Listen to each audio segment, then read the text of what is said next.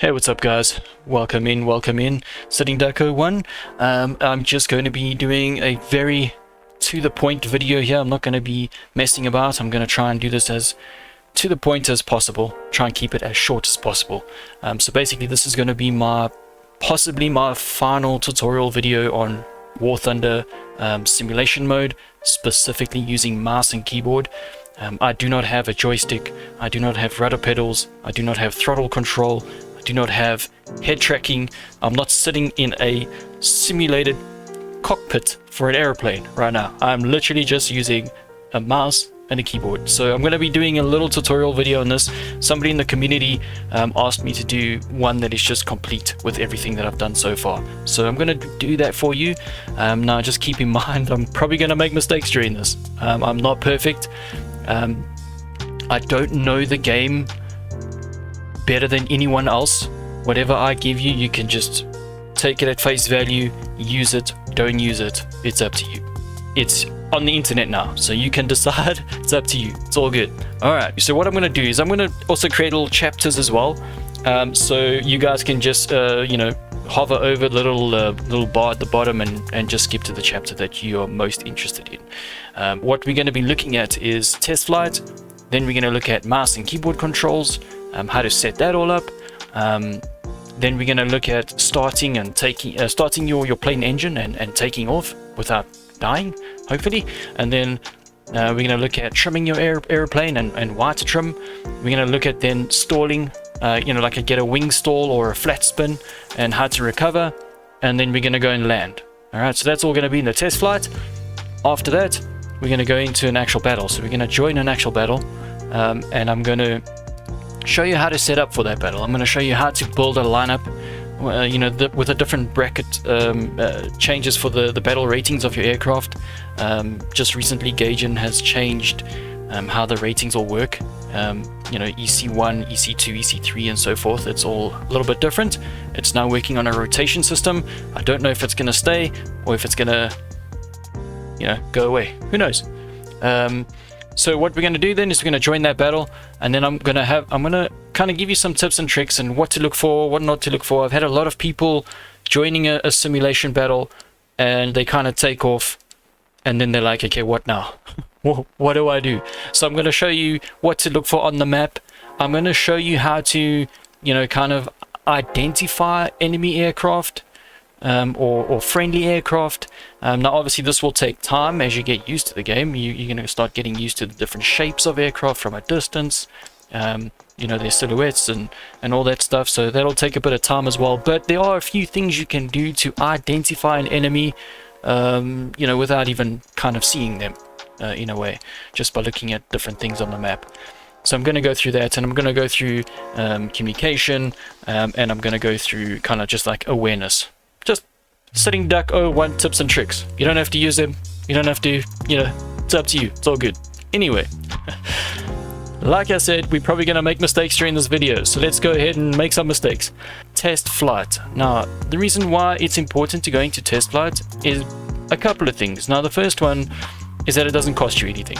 So if you come from arcade battles or realistic battles, and you want to jump into a sim game, I 100% recommend you go into test flight first, because just even from taking off your from the airfield, you're probably gonna crash. Most people will. This costs you silver lions. So if you got jets now and you've decided, okay, cool, I want to now try simulation battles, you jump into a mad expensive jet and you start crashing, it's going to cost you. So that's the first thing. So test flight is free. If you crash, it's also nice. You can pause the game and change some things, and the game actually pauses. If you're in an actual battle and you press escape or you pause the game, it keeps going. So you can people can dive on you and kill you while you're trying to look at settings.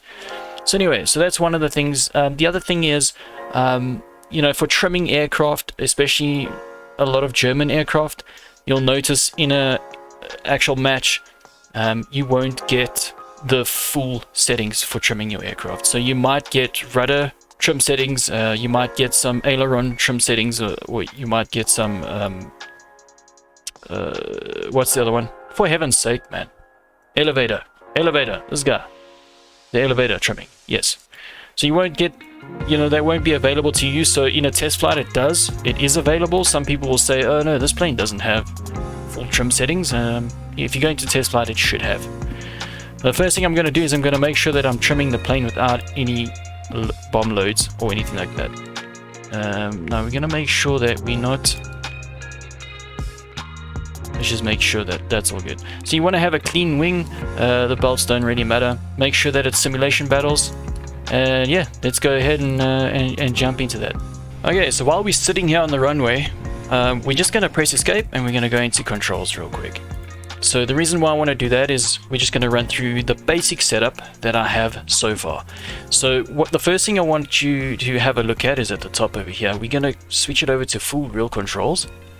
And then we will see that this controls mode is going to give you the option for mouse joystick. So these are the settings that I'm using.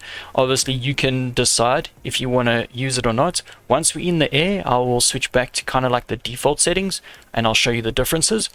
But for now, we're going to use mouse joystick. All these other things, it's not really too important. You can go through all this stuff and set it up as you want. Like using the how you're gonna throttle the aircraft you're gonna use a mouse wheel, or you're gonna use the key or whatever. You're gonna go through all this stuff. You're gonna sort it out by yourself.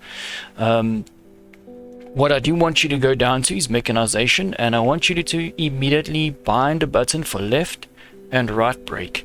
Now I've got this set to Q and E, as well as B is for both, but Q and E. So if I press Q, it's going to be left brake, E is going to be right brake. That is the same. You might say to yourself, well, now your rudder is the same, but that's fine. Your rudder can be set the same as your left and right brake. So my left rudder is Q and my right rudder is E. It doesn't matter once you're in the air. I mean, you can't brake while you're in the air, right? So it doesn't really matter. So if I was you, I'd go and bind anything to Q and E for left and right brake. That's going to help you with takeoff. These weapons, I do suggest that you go and separate your large caliber and your small caliber weaponry as well. Some aircraft, like for example the Bf 109E3, will have 120 rounds of cannon, and it'll have something like 2,000 rounds of machine gun, if I'm not mistaken. Now if you're shooting at a ground target, maybe a howitzer, or maybe you're hitting a crippled bomber already and you don't really want to spend cannon rounds on an already dying enemy, you can then just use your small caliber and only use your large when they are needed. So my right mouse button will use just small caliber, and then if I press left mouse button, I'll use everything. So I'll use small and large caliber. So I do suggest you kind of do that. Going down, this is all gravy. Camera controls, this is quite important. Now keep in mind, this is for people that do not have head track. I don't know if this works with head track. I do have a friend who tried it and it didn't work for him, but in the same token, I've had it where people are flying with just mouse and keyboard and it doesn't work for them. So that's very strange. I don't know why, but if you go down to head movement and you look at upward, downward, I want you to make sure that you have this bound as well. So you want to double click on that, and you want to make sure that you have a maximum value. You can have a reset value, it doesn't really matter. The only time you need that is if you have relative control enabled, and I'll show you the differences once we get up in the air, why to use it and why not to use it, why I use it and why some people maybe decide not to use it. I like the popping motion, some people don't. So that, anyway, that's that. So you want to go and bind this button. This button is very important for high deflection shots, to kind of look over your nose. Okay, then we can go down. You will see once you switch over to full real controls and you switch to mouse joystick, you're going to get this little option over here. Now this is probably one of the most important sections. You want to change this from simplified to standard, and the reason why you want to do that is because this means that the game will no longer have any more input. So if you want to do a roll, or if you want to do like a high yo-yo or whatever, the game is not going to fight you. It's not going to try and keep your wings level, and I'll show you exactly in a minute. Now the reason why I've done that is because I like free motion. I don't like the game to have any sort of input. I don't want anything. I want just me and the plane. All right. So we want to switch that over to standard. Now sensitivity, once again, up to you. Dead zone, I do suggest you put this down to 0. You don't need that, and it's going to just hinder you more than anything else. I will explain what it is as well. Screen size, all this stuff is going to be up to you. Then you want to go to the trimming section. Okay, so trimming your aircraft. Now some people use, I don't know, they speak about an auto trim. I've never used that. I don't know what that is. I don't trust it because I want to trim the plane the way I want it, and that's that. So I want you to go and sit and set a couple of settings over here. So I want you to go and set a trimmer's fixation button. As you can see, mine is Alt-T. Then I want you to set buttons for elevator, aileron, and rudder. So you want to go and set that. Make sure that you keep your trimmer fixation. That's quite important. I'll show you in a minute. Manual engine control. So we can go through some manual engine control as well. It is important that you just kind of set up some of this. For the most part, auto engine control will do a very good job for you, but keep in mind that a lot of planes, for example the German planes, you might break your engine. If you don't get the revs correct and whatever, it will completely break your engine. So I want you to just set up some engine controls. So you want to have an engine controls mode so you can switch between the two, and then obviously toggle engine is just to start your engine. But I want you to go and sort out all these buttons. Now I've only got propeller. I only worry about propeller pitch and radiator and oil radiator. I don't worry about anything else. I don't need anything else. I do pretty fine just on auto engine controls. You don't really need it, like I say. Some planes you'll get better out of, so like I think the P-38s, those twin engine P-38s, you can squeeze like a bit more, or like the P-47s, you can get quite a bit more performance out of it. So some people do that, but yeah, they would basically close the radiators and, you know, change their prop pitch and make their plane nice and clean through the air so they get a bit more performance and whatever. But yeah, you don't have to worry too much about that. The only other thing I have toggled is the prop feathering, but that doesn't really matter if you have your propeller pitch set. Cool, so that's all the settings. That's your basic start. Just want you to know that if you're like me, and when you move, so if I pull my mouse towards me, so this is pulling my mouse towards me, it means I want my nose of my aircraft to go down. If I push it away from me, or in other words upward, I want my plane to go upward. So if you go and change this from simplified to standard, it's going to invert that. I don't know why it does it, but for some reason Gaijin inverts the controls now. So once you go and flick that switch, it means that when you go down, your plane nose is going to go up, which just confuses me, right? So you want to make sure, if you do switch to standard, you want to make sure that you invert your camera controls, because it's going to invert your camera as well. So you want to make sure that that is inverted. And then you also want to make sure that your actual aircraft y-axis is inverted as well, so that now if I go up, my plane goes up, and down is down. Otherwise it just confuses the life out of me. So up is up, down is down. I want to show you the difference between standard and simplified mouse controls. So let's do that. So let's go ahead and switch this back to kind of like sort of how default is. So I'm going to switch that back to simplified. I'm going to put a dead zone in there. We're going to make it quite big so we can see it. So we're going to change it back to simplified. Now I'm going to have to go and invert my camera as well as my aircraft, because it's going to invert unless they've patched that, but I don't think so. Alright, so as you can see, I've now got a massive dead zone. Now anything I do inside this dead zone, my aircraft does not respond. This is why I say you need to remove it. Because what's going to happen is you're going to get an aircraft, you're going to try and shoot. Now later on, while you start getting more comfortable, you're going to try and shoot specific parts of an aircraft. So you want to get to a bomber and maybe his engine number 2 or his right engine is smoking. And you want to hit that engine again. You want to hit him where it hurts, right? You want to try and make small movements to hit that engine, and you can't do that with a dead zone. So that's the first thing you want to do, is you want to remove that dead zone. So let's go ahead and just remove that dead zone. We don't need it. We don't need it, people. Alright, take it away there. Alright. Boom, gone. Now I can make small adjustments. Now I've switched over to simplified controls, so if I want to do a roll, as you can see, I'm going to try and roll. There we go. The plane doesn't let me roll. I'm trying my best. I'm just using my mouse. I'm not using my keyboard at all right now. I cannot roll, right? It's going to throw me back. Okay, now this is nice for this can be nice for people that are just getting into sim and they're just kind of getting used to it, because it's not going to allow you to do any advanced maneuvers, and it might be actually better for you in the beginning. But eventually you're going to want to see below you quite nicely, and you're going to want to see all around your nose. And this is going to prevent you, because now you can't really, you can't see underneath there so well. So that's why I've switched it over to simplified. The only way to roll now is to try and roll and then use A or D, and you'll see if I let go, it flips me back, right? It stops me from rolling. So the only way to roll now is to use A and D, and to constantly use those keys. You see how I'm fighting to fly upside down?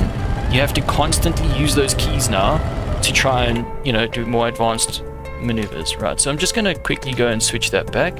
So once again, we're going to have to invert that and the camera control as well, and then we're going to go and switch it back to standard. Right, now the sensitivity is obviously up to you. I had to drop it when I switched it from simplified to standard. I found that it was a lot more sensitive somehow, so I had to drop it down. I found 15% is quite nice for me. Alright, so immediately we are now in standard controls. Standard it was, right? And now immediately I'm just going to use my mouse and I'm going to let go. And you're going to see, look at that. I'm not touching anything right now. My plane is just rolling by itself. Alright, so you can see that is a whole lot smoother, right? That is a whole lot smoother. So now if I want to fly upside down, I can literally just turn my plane. Now I've just used my mouse. I didn't use anything else. Right, now I want to look. Cool, I can see upside down. Nice one. It's nice and smooth. I can do any sort of maneuvers now, and the game is not going to fight me. Cool, so that was the reason for the dead zone, as well as for changing it from simplified to standard. X is my button. Remember, that's my head movement. So that was camera control. Remember this button over here, head movement upward, downward, bound to X, nothing else. What we can maybe do is go through Y, use the popping motion and not the relative control. Alright, so if I hold down X, you can see how my view changed. I can now see over my nose a little bit more. If I let go of X, he's back to the default position. Z, I think his default is zoom in, and C for Charlie to look around.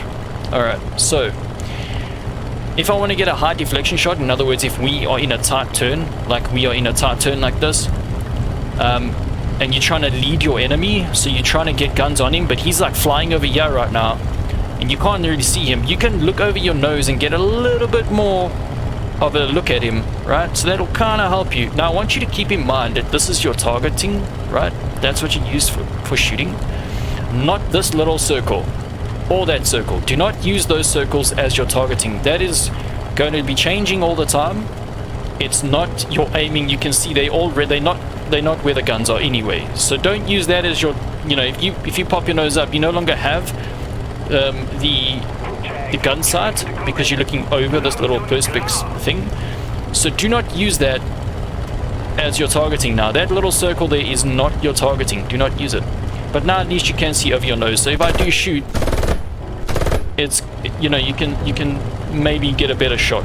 Now the reason why I do not like the relative controls on that is because now you need to set a minimum value. So what can be my minimum? I'm just gonna make it I think Y is not in use. I don't know if it is. Multifunction. Oh yeah, it is. Let's just make it like B. It's the same as brakes, Bombay, and all that crap. We're just gonna add that for now. Okay. Now we switch that to relative control. You can increase and decrease the speed of it, but you'll see straight away the difference. So I'm gonna hold down X now. So if I hold down X, look at that. See, I can change, and then I can do that, right, with my minimum value, right? That's all relative now. The reason why I don't like this is because while I'm in a fight, if I'm trying to get on, delete was my reset, but yeah. So while I'm trying to, get on somebody's 6 and I want to look at him, I don't want to have to worry about how much to put here. I only need maximum or nothing. There's no point in having a little bit. That's not going to help me. Or that little bit. That's not going to help me. Just give me the maximum. That's all I need. I just need the maximum. That's once again my personal preference. Some people, prefer to have it on relative, but at least this shows you how to do that, right? So you can have that as you please. That's up to you. Same with rudder controls as well. Now for the rudder, I use a popping motion. So if I press Q, it's 0 or 100, Q or E, and I kind of like that because I like to, you know, kind of, if there's somebody on my 6 and I'm turning and I'm watching him over here, I like to turn and then I like to kick my rudder real quick, get like a bigger turn, and then he's on my 6 again, flying straight down towards the ground. I'm like, oh shit. So what I like to do is turn and kick my rudder to 100% and then do the turn. Now what a lot of people do is they switch the rudder, much like the camera view, to relative control, and that means that you move your rudder slowly. The problem I have with this, once again, is now you need a reset button to reset your rudder back to 0, because you don't really know where your rudder is. We don't have a twist on the joystick, and we don't have rudder pedals, so we don't actually know where our rudder is. With a joystick, if you let go, you know that it's going to go back to, you know, default 0 position, you know.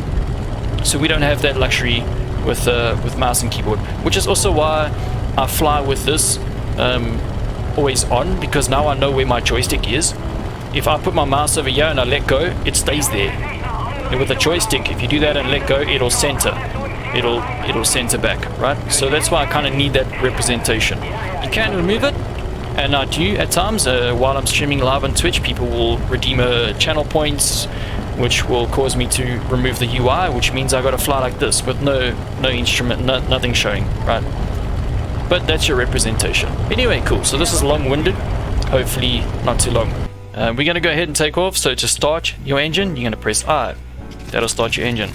Now in sim mode, you do have third-person view, but it is only on the runway. It's only while you're stationary, or if you have a vehicle that has gunners, it will give you a different view. But for the most part, you're kind of stuck in first person.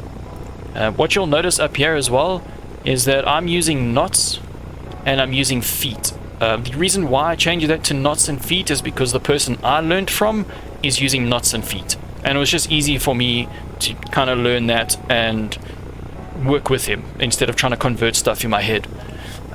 So yeah, if you want to, you know, just convert, so basically the most important speeds to remember would be 150 knots, which I think is roughly, I don't know, 250 kilometers per hour or something. I'm not sure. Okay, so what I'm going to do is I'm going to power up, and I'm not going to touch anything. So I'm just going to go full power. My hands are off the controls. As you can see, look what my plane has done. It's gone off to the side, right? So the reason why it's done that is because of the engine torque. A lot of people, what they'll do is I'll be flying in a game, and all of a sudden in the chat over here, they'll be like, how do I start my engine? Be like, well, bro, you got to press I firstly, and then watch out for the engine torque or propeller torque or whatever you want to call it, because it's going to push you to the side. Now it depends on your aircraft. Some planes will push you to the right, some planes will push you to the left. Some planes will be stronger and some, you know, will be weaker. That's where we come in with left and right brake. So Q and E. Now the reason why it's quite important to have braking, you can get away with it with some aircraft with just using the rudder, but the reason why left and a right brake is important is because when you're going down, when you start taking off, the rudder is useless until it has some wind, some airflow, right? So it's going to be useless until you have airflow. Now what happens if you're already off the side of the air there before you start picking up enough speed for your rudder to start having an effect? That's why we're going to have left and right brake. So I'm just going to power up. I'm going to use my left and right brake a little bit. The engine will be stronger than the brakes, so you don't have to worry too much about that. What you want to do now is you want to keep you can see I'm pushing my nose down nice and flat. I'm nice and straight down the runway. I want to get to about 120 knots, and then I want to lift off. Alright, then you can press G to put your gear up. And boom, there we go. Gear is up, you're good. You're good to go. Alright, we have just taken off successfully. We are now okay to fly. So a couple of things on takeoff. When you're taking off, the reason why you want to keep your nose down is once again because of airflow. If you're trying to lift your nose too early, if you're trying to take off too soon, you will immediately wing stall. So what will happen is one wing will grab a bit more air and one won't, and as you lift up, your plane will just flip over and you'll crash. So you want to get to, I'm talking in knots now, you want to get to about 120 knots in most planes before you start lifting off. You'll notice I never used any flaps. This plane doesn't really need flaps to take off. The default position is raised flaps. As soon as you spawn, it's raised flaps. With some planes, at most, like the 109 F1, I will use maybe combat flaps just to take off because it's quite a difficult plane to take off with. But most other planes I'll just use raised flaps. It doesn't really matter. The only other time is if I'm in a, like a bomber and I have a lot of bombs and my plane is very heavy, then I might go to takeoff flaps. But it's not that important if you're just in a general fighter. Most of the time you'll be alright. So let's go into trimming your aircraft real quick. So right now we are at 260 knots. That kind of seems like cruise speed. We're not gaining, we're not losing speed too much. It's kind of nice and balanced. So the reason why you're going to trim your plane, a lot of people don't like trimming their plane. They say that the aircraft is out of trim for a reason, and that's fine, fair play if they want to do that. For me, I find that it helps me. I don't know if it's mentally or not, but it helps me when I get into a flat spin. I find that I'm recovering quicker or easier once my plane is fully trimmed. I don't know if that's just a mental thing, but the other thing is, once you trim your aircraft, you're no longer fighting the aircraft anymore. So as you can see, look where my my little cursor is. It's not centered, so it's kind of a little bit out of trim if I want to fly straight. So it means that nothing is centered up right now. This also means that my tail is not in line with my nose, so I'm kind of crabbing slightly. Okay, now a lot of planes will be a lot worse in this. This is actually a pretty decent start. But if you have a look, we're gonna get kicked around here, but it's fine. Let's actually just turn real quick. So if you look, I'm gonna show you now at what they call stepping on the ball. If you look at this little guy over here, that's your alignment right there. So there's kind of like your nose and there's your tail. The ball is your tail. You want to step on that ball until it's centered up, right? So we're gonna go ahead and we're gonna start off with some rudder trim. So if you go negative, watch that ball. You see how it's gone all the way to the right now? And if you go positive, it's going to go all the way to the left. Okay, so we want to find a nice... I always like to start with the rudder. I like to get that in kind of sync. Now, while I'm doing this, I'm also... You have a look at this little cursor. That's my representation of my joystick. I'm moving this all the time because I want to make sure that I'm getting to the center, right? So I'm kind of holding my plane and then I'm trying to get to the middle and then I'm kind of holding my plane. Alright, so as you can see, the rudder is just about right. It's kind of there, but we're still not in sync, right? So we're going to have to do a little bit of aileron trimming. So aileron is these guys. This your little ailerons on your wing, and that's going to help your plane fly straight. Okay, so we're going to use aileron. So you can see negative will push me to the right, to the left, and positive will push me to the right. And that's what I need. I need a bit of right aileron so I can get my mouse nice in the middle here. It's possibly too much. And this is also why you want to do it with a clean wing as well. You don't want bombs on you because that'll change the characteristics of your aircraft. Okay, that's kind of cool, right? 5% aileron trim, that's okay. The rudder is a little bit out now, so we want to probably move that back.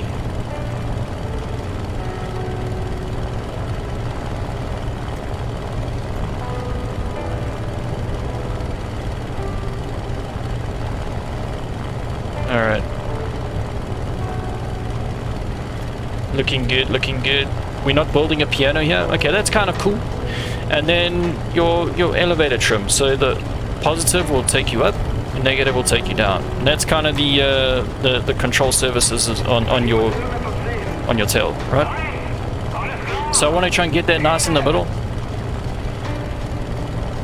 So it looks like maybe like -4. I'm still not happy with my aileron trimming here.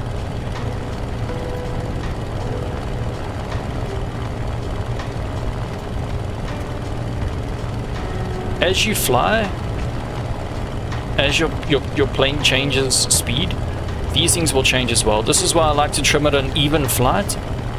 And once you are, you know, at a cruise speed. That looks cool to me, so I'm going to press Alt-T, which is my trim fixation, and there we go. It's all been saved. So now if I want to fly this plane in any battle, anywhere, it is always going to be saved. I never have to do this again for this aircraft. This aircraft is now trimmed. I don't have to worry about going into a battle, leaving, going into test flight, trimming, going into another battle, messing with the trim in the battle. It's now set. It's set. If I carry a bomb, obviously it'll be slightly different, but you're generally just, you know, dropping a bomb on a target and then you're climbing and you're looking for targets, right? Now what I'm going to do is I'm going to go into a stall or wing stall or flat spin.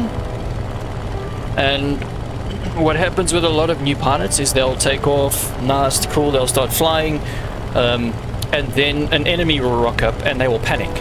And what they're going to do is you're just going to yank at your controls and you're going to try and make this plane do things that it cannot actually do.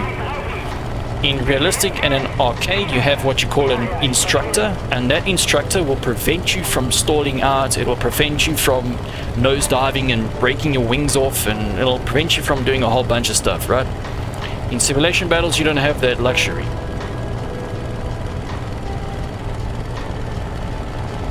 Simulation battles, you don't have that luxury, right? So we're gonna go and do that. Now, when you're in a stall, altitude is your friend.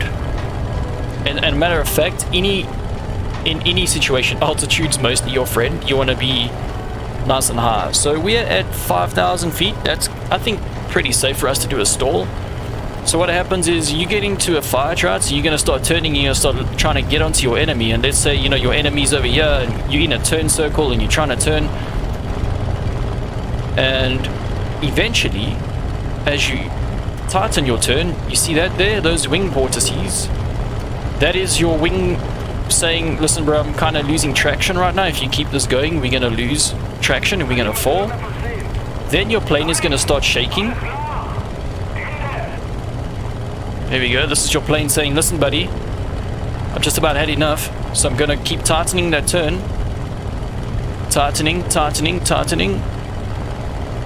The plane is very much struggling right now. You can see it.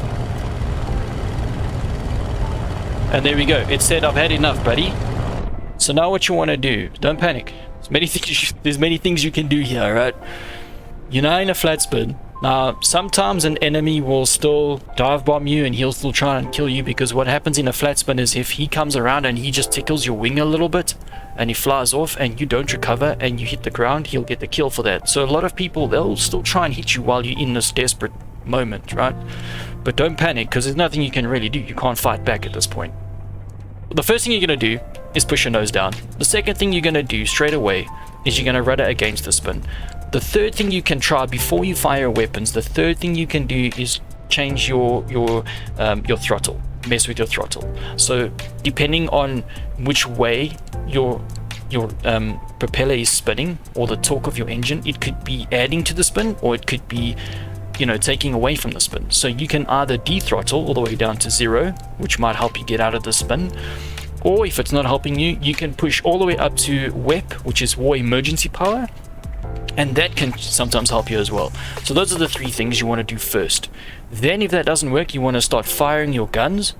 You can then start using your flaps. So you can go combat flaps, you can go takeoff flaps, you can go landing flaps, whatever you can do to try and get out of that spin. And then finally, the last thing, if you have time, you can lower your gear. And if that doesn't work, you're probably dead by then. But if that doesn't work, you will be dead soon. Don't worry about it. Happens to everyone. Okay, so we're going to try and get out of the stall. So I'm going to push my nose down and I'm going to rudder against. If we are not recovering, I'm going to start going through the next steps. All right, so nose down, against the spin. We're starting to get better already. There we go. We're nice and good. Now the next thing I want to do is I don't want to yank on the stick again. I just want to gently bring it back. You don't want to keep, don't make too many sudden movements. Once you've recovered, your plane is still low on speed. You don't have a lot of speed always, so you want to kind of gently bring that plane back. So that's it. So that's wing stall and recovery. We're gonna go and land now. Now, landing is the same as takeoff, just backwards. When you land, the most important thing to keep in mind is your speed. So you don't want to lower your gear too soon, because what's going to happen is you're going to rip that gear off. So I find generally 150 knots is safe for you to lower your gear, which is I think is 250 kilometers per hour. Not sure, you'll have to check that up. But I find that 150 knots is safe for you to lower your gear, and it's also safe for you to kind of use your flaps if you need them. So we're going to go and land over here. Now what I'm going to do is I'm going to, let's actually gain a little bit more speed. So here we go. So I'm going too fast. As you can see, I'm almost 200 knots. So what a lot of pilots will do is they'll just kind of snake like this, and this will slow you down. You see how rapidly my speed is dropping. Or what they can do is you can do what you call a side slip. So you literally make your plane unclean in the air. You can do that as well. You can also use your combat flaps or landing flaps, or however strong you want it. So I'm just going to use a side slip. I'm now slow enough for my gear, so I'm lowering my gear now as well. I'm keeping that side slip going for now. I just feel like I'm a little bit too fast, but I will let it go just before we touch down. So I'm just kind of slipping right now. Cool, you want to flare a little bit. I'm going to let go of the slip, and we're just going to touch the ground, and then we can just full brake. Now a lot of planes, just watch out, they have very heavy brakes or very sharp brakes. They will throw you over, your nose, you know, it'll just like make you do a cartwheel or whatever. So you just want to watch out with full braking. You want to maybe brake a little bit at a time. And that's landing basically. Some people, you know, sometimes if you're, depending on how damaged your aircraft is, normally if I'm flying, sometimes you'll get hit and you'll lose like literally half your wing. Then you want to land with no gear. You don't want to slow down too much, because the minute you slow down too much, it's just going to throw you over and roll you. So that's it. Alright, so let's go into how to join a battle. If you're used to air arcade battles, it'll say air arcade battles. It'll give you your BR in your brackets over here. That is going to give you your high, I don't know, what is your average or something? I don't know. I don't know how this all works with arcade and realistic. I don't really fly them. So what you want to do is, what a lot of people do is they'll do this, right? And then you click go to battle, and it will find the battle for you. With simulation battles, if you go to sim, it's going to bring up this menu, and from here you start choosing where you want to go.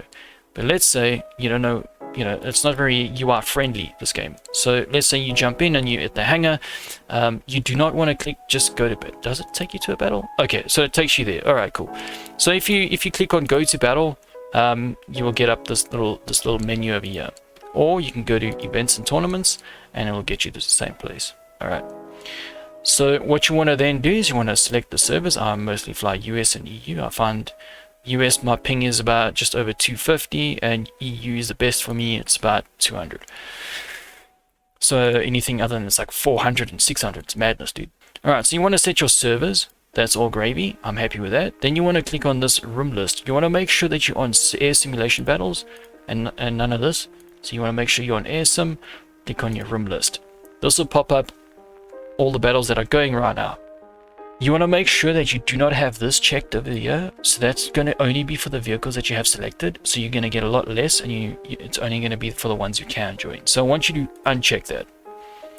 Now, recently Gaijin has changed the way the brackets work. It used to be just like EC1, EC2, EC3, but now each EC has different rotations. So this would be EC2, and it's going to be a 2.3 to 2.7. This, I'm not sure if this is going to be EC, what is this going to be? Is that EC3 now? I think EC3 might be 3.0 to 4.0, and then it just kind of rotates, right? But for today, every 24 hours, it's going to stay, is it 24? I think it's 24 hours it will rotate. So this will stay here for a little while now. So I'm just going to jump into this battle. Okay, what you want to look at over here is you want to have a look at some of this information. So first of all, any plane that you take has to be a maximum of 2.7. You need at least one plane within this bracket. If I only have one plane, let's say I only have a 2.7, and all these other aircraft, let's say I go in with this actual lineup right now. This is a good example. So let's say I want to go into this 2.3 to 2.7 battle, and I say, boom, take part. what's going to happen is these planes are not going to be available. So this 3.3, 3.3, 3.3, 3.0, 3.0, I'm going to only have this plane to play with. These planes are going to be grayed out and I'm not going to be able to select them, and that's it. For the whole battle, this is the only plane I can play. If I leave that battle and I come back to this and I go and I fix my lineup and I come back to this battle and I say go, it's not going to change. The planes that you jumped in from the start are the planes that are locked to that battle. You cannot leave and you cannot change anything. So now that I know that it's a 2.3 to 2.7, I want to look at some other information here. Firstly, this battle is all simulation battles. Maximum time is 3 hours. Now, before you think, holy hell, I don't have 3 hours to play a game. As you can see, this game has already been going for 1 hour 38 minutes. So it's kind of halfway-ish, maybe a little bit past halfway, depending on how the players are doing. So although the match is set for 3 hours, it can take maybe 2 hours, depending on the players. Maybe some players will take bombers and they'll bomb airfields and they'll gain a lot of points for their team or whatever. Or maybe one team is just very objective orientated, and so they are smashing all the objectives, and the other team is just kind of looking for dogfights and they're not really doing anything. Then the battle's going to end sooner. The nice thing about it though is you don't have to be there for the entire time. Let's say I join this battle at 1 minute 40, I play for 20 minutes, and then I'm like, cool, I'm actually hungry, I'm gonna leave. You can leave the battle, go eat some lunch, come back, join this exact same battle, and keep playing with the same stats, your same kills, your same, everything's gonna be in the stats still. If you're one of those people that are worried about stats and all that, everything's gonna still be there. So you just pick up where you left off. The only time you will not be able to rejoin is if the teams become too unbalanced and you cannot join as Germany anymore. Keep in mind, once again, you will not be able to switch nations and join the same battle. Once you've joined as a country and with those planes, that is it. You cannot change again. Cool, so we know that there are more or less 5 players on the Allied side and there are about 3 players on the Axis side. Nice one. You can also click on player list and you can see who's all in there. This I find is not very accurate. It doesn't update in real time. Like, I'll often jump into some of these games and it'll say like 7v7. I jump in, there's like only 3, and then like one dude just twiddling his thumbs, like there's no one in there. So I don't know, just kind of use this as it is. Cool, so you know some information about it. Now I want to set my planes to make sure my planes are good. So as long as I have one 2.7 aircraft, I should be good. I haven't, there's a 2.3 to 2.7 lineup that I already have built. So I've got a little presets. You can add new presets and just kind of keep them down the bottom here, which is quite handy. So I do have already a 2.3 to 2.7 set up, and that's all the planes are already nice and good. So I'm going to go ahead and join this battle. There we go. There should be absolutely no queue times. For sim air, you just join straight away. Lineups have been set, so we're all good now. We know that you know what, I'm gonna leave this battle real quick. Something that I forgot that's very important. Alright, something I forgot about real quick. When you change to simulation battles, these BRs, these brackets for your airplanes will change as well. Not for all aircraft, but for some of them. So if I go arcade battles, some of these will change, and some of them will stay the same. So it's just important to make sure that you are on simulator battles. You're not on anything else. Okay? Make sure you do that before you join any battle. Alright, this is the one I was in, so we get to go. 2.7 to 2.3. Let's go and jump in. Okay, so that's probably mostly what people wanted to see from this video, but we're going to go into a couple of just like how to read the map, what are the objectives, what do you look for, you know, once you're in the air, because a lot of people will take off and they'll be like, dude, what now? You know, what do we do now? Okay, so the first thing I want to do is I want to have a look at these mission objectives. This is how you win battles. So this is actually what you want to look at. You want to go after these objectives. So every time I join a battle, I kind of look and see like what is there. So there, I can already see there's a win air supremacy at E4. So there's an air supremacy. So I want to go and choose probably the closest one, but it depends on your aircraft. You don't want to just choose the wrong aircraft for the wrong job. I don't want to go now and take a HE-111, fly it in really low and get shot up. If you're taking the HE-111 and you want to get to the A point, I suggest you take off here, you gain altitude and you get up nice and high. So So that's the first thing you want to look at. You want to kind of look at what's happening on the map. Now these little targets, there's a little shield over there, and there's a little target over there. Those are factories. There's another one. So there's one. There's one. These are convoys. Some convoys you can go and hit, or protect, because we blue side. These are factories you can go and bomb, and these are airfields. Now just take note, we haven't discovered all the airfields. On maps, depending on the map, there'll be 5 airfields, 6 airfields, or 7 airfields, just depends. Okay, so I'm gonna go ahead and take off over there. I know my objective. I want to get to the A point. If you are a new player, I want you to know that you should probably not go there. Do not go straight for the A points and stuff. As a new player, I would suggest you go for other objectives. There will be other things like surveillance aircrafts that an AI, AI flies in a surveillance aircraft, and you can go and shoot the surveillance aircraft. You can go shoot down bombers. You can go and see at the moment we've got cover the bombers in Bravo 6. So I know in Bravo 6 I got some friendly bombers flying over here. You can go and protect those. We have some attackers in Charlie 6 as well, so we can go ahead and protect those if we want. But the enemy will have some as well, so every now and then just check this out, and it'll say destroy the enemy bombers at Echo 3. Then you know that there's bombers there. So you want to make sure that where you're taking off is relative to what you want to do. Then you want to make sure that, this I always leave at default 400 targeting. Everyone will have their own preferences there as well. My bomb delay, I like to give it a 2-second delay so I don't blow up my own ass. This is something you can get used to as well if you want to have a less of a delay or a bigger delay. Your fuel amount, I recommend about 30 minutes depending on you, depending on your plane, depending on what you want to do. Make sure we're on the right runway and everything. As you can see at the bottom, when I spawned over there, it gave me my settings, my trim settings that has been saved, so everything is good. It's kept my trim all saved up. Alright, so we're gonna go ahead and take off. You can see that the battle up at the top is kind of even right now. We're gonna just take off like we did in test flight, keeping some right brake. We will eventually, just kind of tapping that right brake. We eventually gonna kind of keep the nose nice and level. There we go.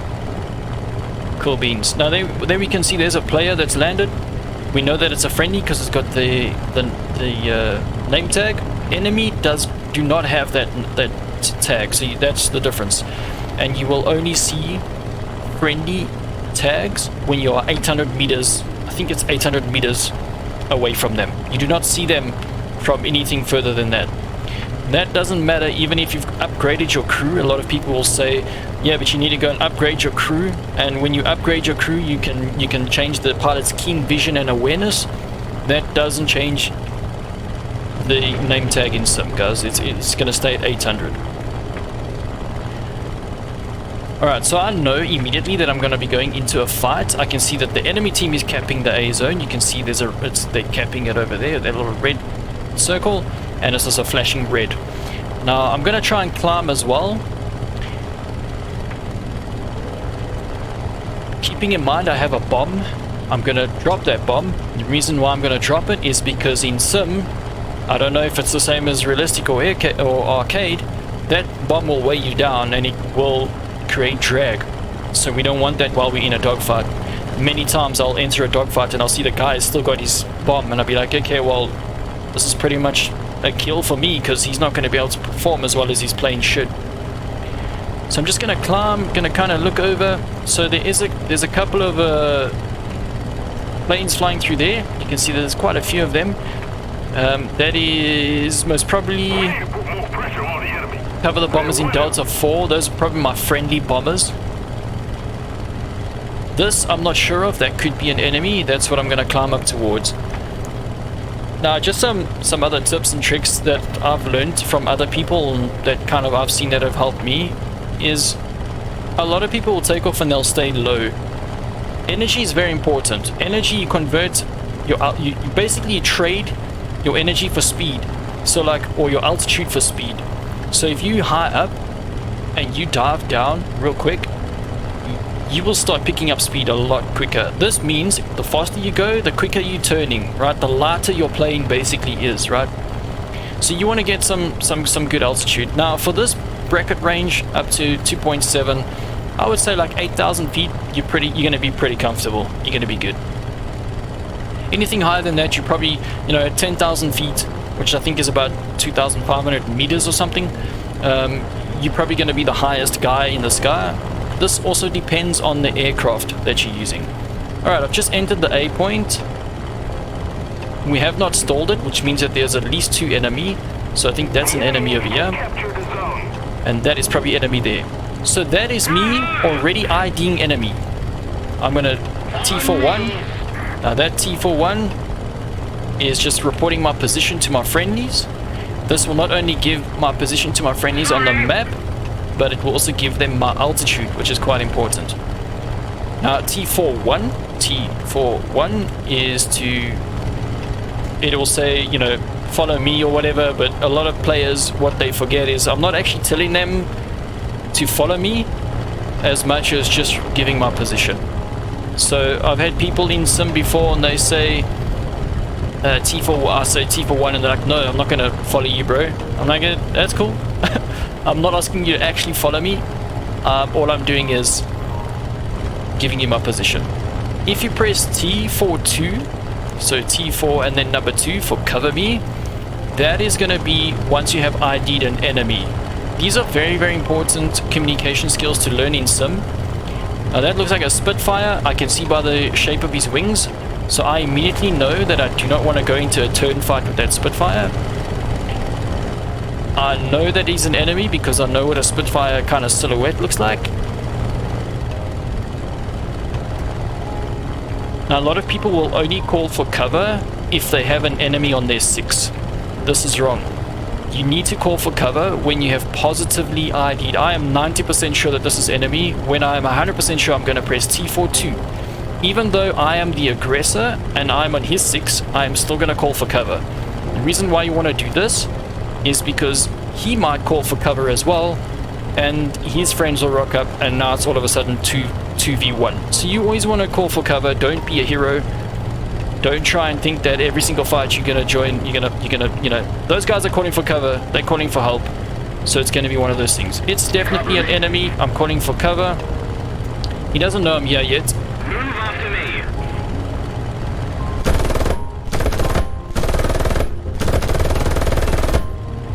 Alright, so I got, that wasn't very good marksmanship.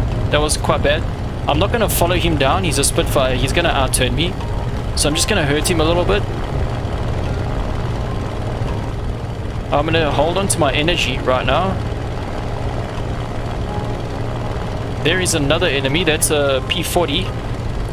Now, the P40 I think I should be able to outturn. So that guy I'm going to be pretty confident just engaging him straight away. The reason why I know it's a P40 is I saw little white stripes on him. You can see there's little white stripes on him. And so I know that it's a P40. Also kind of familiar with the shape of the aircraft. While I'm diving, I'm just going to check my 6, make sure that I'm clear. Okay, I'm going to cut my throttle. You don't want to go into too much of a high-speed dive because you will rip your wings off and you will die a horrible death. So you want to make sure that you don't do that. Right, he's turning a bit too tightly for me. Throttle back on.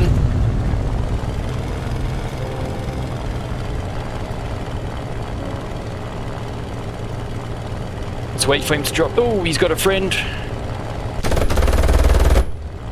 Okay, we tickled him. We call for cover again. I don't know what that guy was that shot at me, but we're going to keep going after this. Keep checking our 6.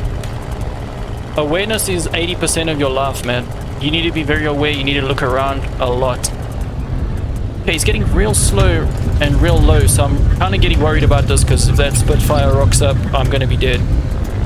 That looked like it could have been him, but he is still struggling from when I shot him before. So his time is kind of limited, but he's going to be on my 682nd. Now I've got a decision to make. Do I defend myself or do I just go for the kill? He's shooting at me. He's not very accurate, so he might... Ooh, he is very accurate. I might have to break off this. Spitfire's got some good guns. Pop a few more with this guy. Looks like I'm kind of catching him. I want to be aware of where I am. He's going towards his airfield. I do not want to go towards the airfield. The Spitfire is going to be a problem now. I'm going to try to get over him if I can.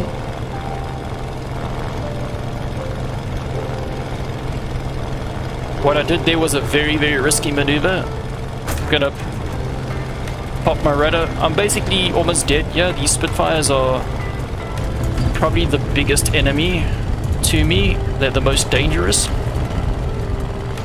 He is suffering with oil, so I'm trying to buy some time. That P40 in the meantime came back for me. As you can see in the bottom left, I got some damage to my tail. Alright, so there's a Spitfire. He's coming back for me. I'm gonna try and waste him a little bit. He's got an oil leak. There's the P40. So I'm outnumbered. T42. That will drop a marker on the map for my friends to come and help me, as well as give them my altitude.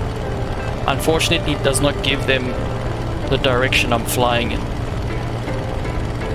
Okay, so I'm kind of running away from this because there's two of them.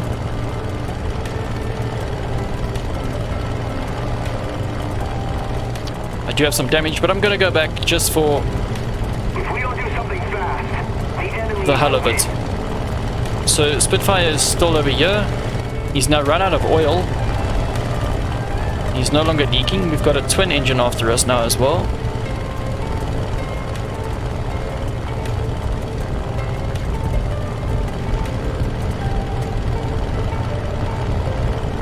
Is that the P40? Looks like the P40. So I've got two guys after me. This is bad. I'm gonna try to duck underneath these rounds over here if I can. There we go. Okay, these two guys are really, really after me. I don't know what happened to that Spitfire, but I'm gonna use my combat flaps, and then I'm gonna go back to raised flaps. I like to just pop the flaps. I don't like to always keep them in the whole time because they will decrease my speed, and sometimes they might just completely break off. So I'm gonna go again, combat flaps. And as you can see, I'm slowly out-turning. Now that guy's gonna turn into a he's defensive, kind of like rear bombers and stuff, rear gunners. So I'm gonna leave him. I'm gonna actually ignore him. He's not the biggest threat. That P40 is very clever. He's now using his speed to get away again. He's now turned back. T42. Need cover. So there we go. That's that high deflection shot I was talking about in test flight. That guy did a very risky maneuver. I always tell people not to do like kind of like an over, you know, don't pull up when you under attack. Rather roll if you can. If pulling up is your only maneuver, then you can do it. But generally what it does is it slows you down too much. It makes you an easy target. So I'm going to cut my throttle. That other guy might be on my 6 real soon.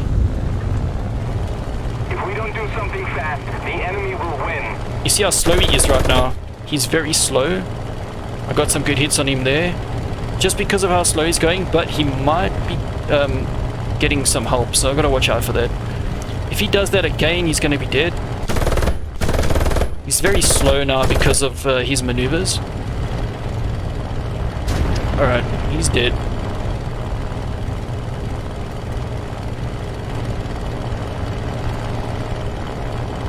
Okay, so I'm going to kind of retreat a little bit. I don't like to fly too close to the airfields for a couple of reasons. You can fly straight into their AAA and that will just rip you up real quick.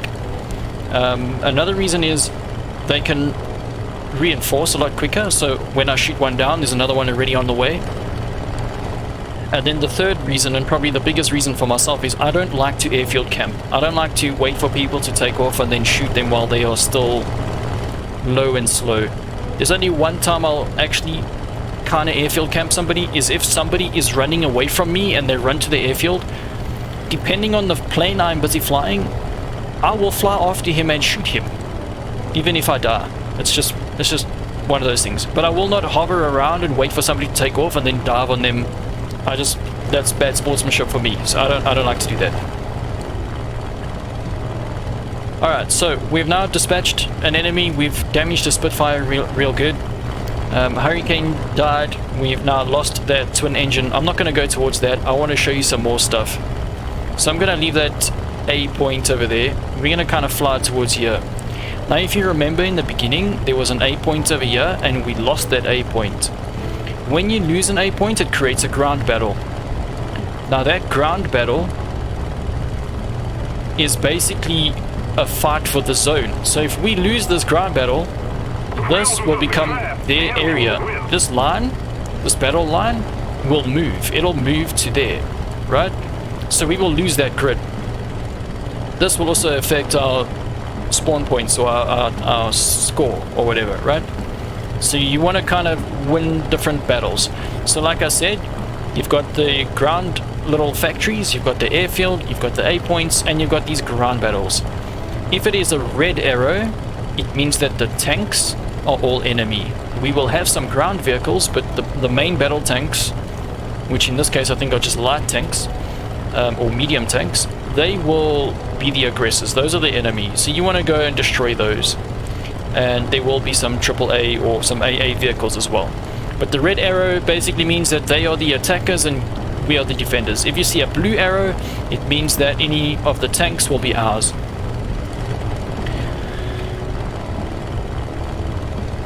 Okay, so let's just talk about kind of spotting enemies and identifying enemies and how do you know if it's enemy or not.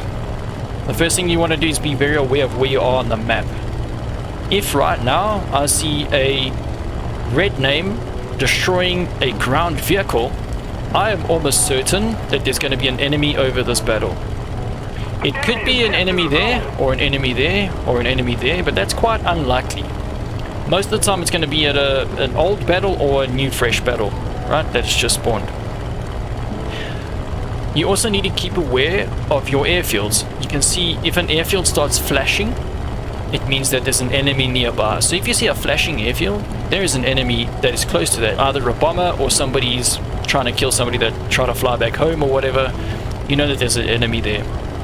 Then I want you to keep aware of your direction of flight. So right now, as you can see, I'm flying south, kind of, right? Like I'm going down. So I know anything on my left should be friendly. So anything this side should be friendly. So you see those, there's a couple of planes up in the sky. There's two there and there's two there. There's two in front of me. There's two over there. I know that those are friendly airfields and those are the defenders for those friendly airfields. I don't have to worry. What I need to worry about is my right. I need to make sure that there's nothing flying in from the right. Now I don't see anything right now, but at least I know that I'm kind of good. Now if I see a low aircraft flying low towards this area, so coming this direction, and he's flying really low, I would say like 8 times out of 10 it's going to be friendly, because an enemy won't be so low down, so close to the airfield, so you can almost guarantee that it's friendly. Also, if the airfield is not flashing, you know that it's a friendly.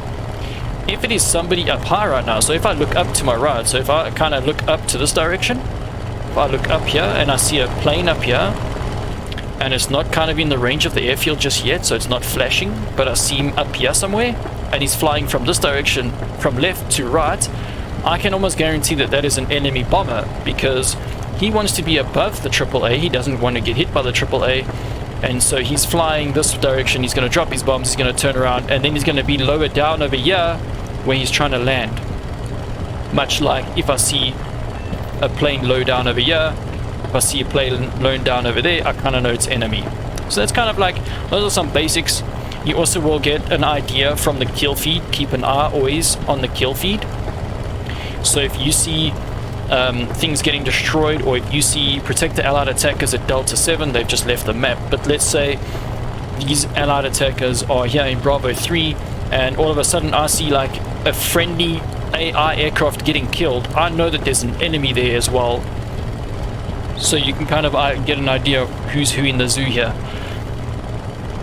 Then you can, as you start getting closer, if you start seeing some tracer rounds, you can ID targets from the different colors of tracers. Now normally like German aircraft will be kind of like green or a yellow. It's not always foolproof, it's not always 100% accurate, because sometimes there are Lend-Lease aircraft or there's captured aircraft, and they'll use the same tracer rounds as you, right? So if you see red you normally know that that is like a... It's going to be enemy in my case. It's going to be US most probably, because a lot of their traces are red. If you see green, it's most probably Germany. Britain, I think, are white, if I'm not mistaken. And so on and so forth. You'll get kind of used to the different traces. I saw an aircraft down here. Right, there's one over there. He's over the river. Let's try and ID him. So he's over the river. That I think is going to be friendly because he's flying over their aircraft, not ours. So I'm going to go down and just double check. But I can almost... Yeah, he just strafed. So he's over here and he just strafed the ground. Now that's next to the river. That's like over here. He's just strafed something over here. So I can almost guarantee that that is friendly. Let's fly towards him. He's over here. That is almost guaranteed friendly. What I'm going to do is T41 just to let him know that I'm here. Let's see if he responds. And there's the vehicle's AA shooting up at me. That's also another very good indication. Watch the AA in different areas of the map. If you see AA firing up from this position, you know that it's enemy because those AA are going to be shooting at enemy, right? If you're flying over this side of the battle, I know that those tracer rounds are going to be... See, there's a friendly. That's the guy I was talking about. Now, there's another one. I see some tracer rounds going up at him, and that's over our side of the battle. So I got almost a good feeling this is enemy right now. Let's have a look. It's got kind of those elliptical wings. I wonder if that is a Spitfire. It could be. I'm going to call for cover. He's just fired some rounds, and it looks like, yes, that is a Spitfire. That's an enemy. Right, we gotta pepper him up a little bit. He's now smoking, so that's a good, that's a good marker for us. We know the guy smoking is enemy. Okay, he's busy shooting our friend. I'm still damaged from our previous fight, but might be okay. Alright, there we go. He's dead now. So that's basically just me IDing targets. If there are no, because I've had some friends saying, I can't find anyone, man. I don't know where anyone is. Use those as tilt. Look at the tracer rounds. Look at the direction of flight. Look at the altitude. Look at the damage. If you see an aircraft flying from left to right and he's smoking, he's got oil and he's got maybe fuel or water, fuel or water will be white and oil will be black smoke. If you see, that smoke and he's flying towards our airfields, you know that it's probably friendly. If you see him flying away and he's smoking and he's got damage, you know that he's most probably enemy, because which friendly is gonna, fly away from help? They're gonna fly and land, right? So kind of use those as an idea of how to ID targets. As I was saying, if there are no objectives that I'm interested in and I don't see anything, I will generally then fly to the middle of the map and I'll stay at about 8,000 feet and I'll just kind of scan and I'll look around and I'll watch the battle and I'll look for callouts. Now unfortunately no one here is really, only one guy is reported in at one stage. But a lot of the times you'll get teams where it's like, they'll report in and you can see where they are. That's why I always T41. I just give you my position. Now everybody knows that I am in Echo 5. There's my marker. And it will give my altitude. Much like this guy. He reported in move after me. It told me he's in Delta 4 and his altitude is 3,000 feet. So at that stage he was here and he was at 3,000 feet. So you want to kind of do that and you want to communicate with your friends, right? That's the basics. That's the basics of joining a sim battle and kind of finding targets and getting involved in the battle a little bit. Do not get involved in too many dogfights. Always try and look for the objectives. I would recommend this will give you the most points, because in simulation battles you don't really get a lot of silver lions. You can if you have like a very good battle. You don't die too often. You can make, I don't know, without premium, because I don't have premium, you can make anything between, I don't know, 30,000 silver lions to 70,000 silver lions, depending on how well you do. But a lot of the time, if you're new, you're gonna maybe not even make silver lions because you're gonna pay every time you die. Or you might make 10,000. 15,000, 12,000, 20,000, you start making some silver lions. In simulation, most of your gain is going to be your research. You make a lot of research in sim. You do not make a lot of silver lions. So anyway, let's go ahead and land. That's my airfield over there. I know that it's that one because I'm flying here and it's to my right. So we're just gonna throttle down, start slowing down. We've got 7 minutes of fuel, which is still plenty. We've got 1,800 rounds of machine gun. So as you notice, I took 30 minutes of fuel, and kind of that's where it got us, right? It got us, what did it get us? It got us 3 kills. So depending on, you know, how you fly and how busy you get, 30 minutes is generally a decent. If you start getting very good at the game, you can start taking more fuel, so you can take like 45 minutes fuel. But it also depends on your aircraft. So a lot of the time with Russian aircraft, I'll take less fuel because they got less ammo. Like some Russian aircraft will only have 3,000 rounds of cannon. I mean, not 3,000, 300 rounds. You only get like 300 rounds of ammo. You know, there's no point in having 45 minutes of fuel. You're gonna outlive your ammo, right? So you gotta try and find that balance as you start getting better at the game and start living longer. What I did was, when I first started, I took the minimum amount of fuel. I'm gonna put my gear down now. We're kind of slow. I don't really need my combat flaps, so we're gonna go raise flaps. We're just gonna flare a little bit. Ooh, we're gonna come in rough. I was too busy talking shit. So you don't really need, if you have 300 rounds of ammo, you don't need 45 minutes of fuel. You know, take what you need. You don't need more than what you need, right? Cool, and that's it.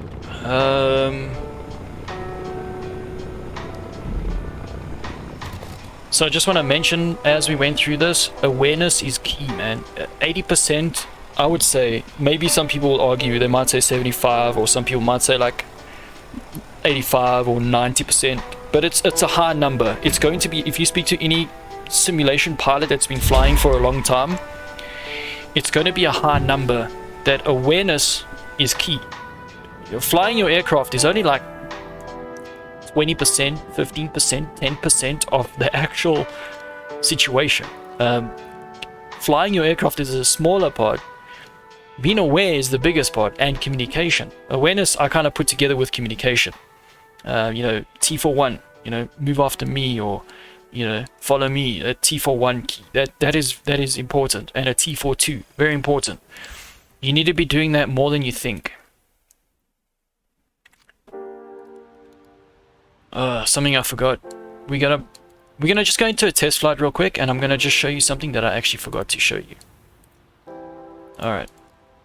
I did mention it slightly in that battle, but I want to just emphasize on this. It's something that has saved me a lot, and it's something that I've noticed I've got a lot of kills doing, or you know, because somebody else does this, I get the kill. So this is very helpful, I think. Let me just take off. I might just skip ahead on the video until we're up in the air, kind of. Alright, this is kind of good enough. Now, we've just taken off. There's the airway. Let's say you're busy flying, you're busy cruising like this, you're kind of at a low altitude, or, you know, you're not really going very fast. We're kind of still climbing in speed. We're going to be at like 200 knots shortly. You know, you're kind of looking around. For some reason, maybe you've been bombing or you've been ground attacking, and you're still low down, and you get jumped on. So now you look back and you see, oh crap, I got a 6.